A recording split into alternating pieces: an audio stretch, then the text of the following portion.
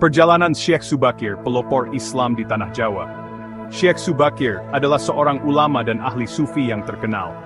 Beliau berasal dari Persia, negeri yang dikenal dengan warisan intelektual dan spiritualnya yang kaya. Beliau memulai perjalanan bersejarah ke Jawa. Khalifah Ottoman telah mempercayakan kepadanya sebuah misi penting.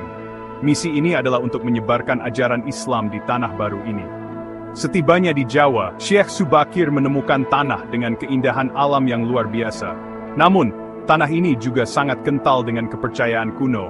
Animisme dan dinamisme tersebar luas. Orang-orang menyembah roh dan dewa yang terkait dengan alam. Beliau terlibat dalam dialog dengan orang Jawa, mendengarkan cerita dan perspektif mereka.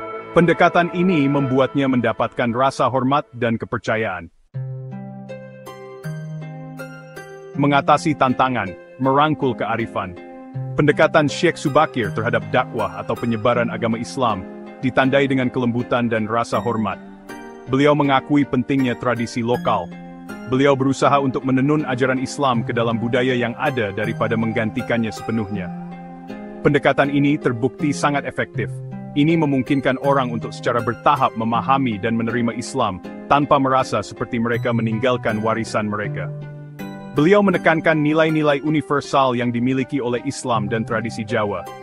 Nilai-nilai ini termasuk kasih sayang, hormat kepada orang tua, dan harmoni dengan alam. Dengan menyoroti kesamaan ini, beliau memupuk rasa persatuan dan pengertian. Salah satu warisan Syekh Subakir yang paling abadi adalah hubungannya dengan Gunung Tidar. Gunung ini memegang tempat penting dalam spiritualitas Jawa. Gunung ini diyakini sebagai pusat mistik Jawa.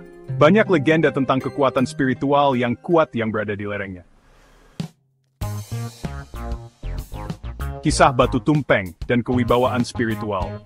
Pemahaman mendalam Syekh Subakir tentang spiritualitas memungkinkannya untuk terhubung dengan orang Jawa pada tingkat yang mendalam.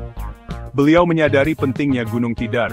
Beliau memutuskan untuk mendaki gunung untuk mengatasi kekuatan spiritual yang ada di sana.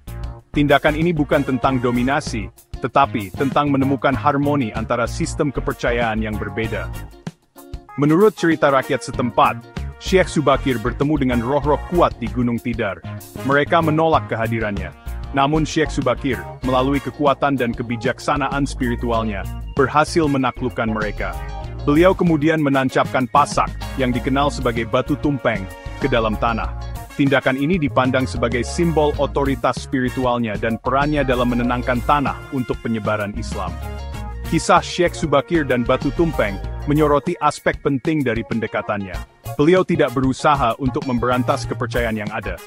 Sebaliknya, beliau bertujuan untuk membangun keseimbangan spiritual.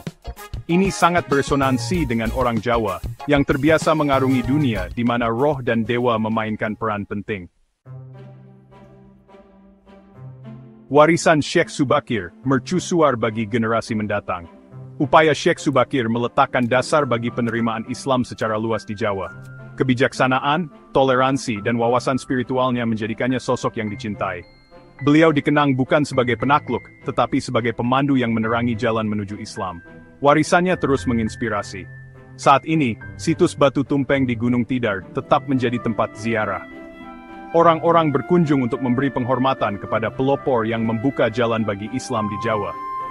Kisah Syekh Subakir berfungsi sebagai pengingat akan kekuatan kebijaksanaan, toleransi, dan pemahaman budaya dalam menyebarkan pesan perdamaian dan persatuan.